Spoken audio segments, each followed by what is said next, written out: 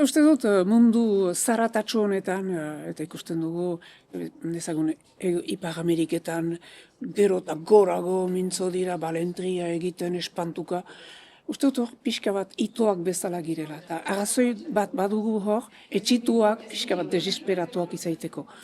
Eta nik aholkatuko nuke, nik egiten dudana, behar bada zabaltzeko, aholkatuko nuke literaturarat itzultzea.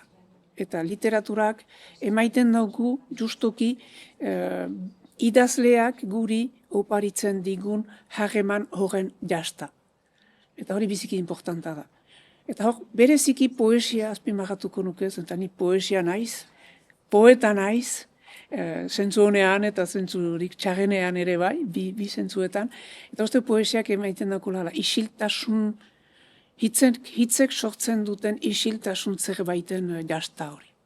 Eta horrek baketzen gaitu, eta pentsatzeratera maiten gaitu iraun dezakegula. Iraun dezakegu hitzez hitz, iraun dezakegu jendez jende, iraun dezakegu herri mugak zeharkatuz, jendekin mintzatuz, esperientziak partekatuz harremanetan egonez beti. Ez baitez bada, beti gora begira aurrean dugun kideari begira, balin bagira uste dut hor salbatzen girela.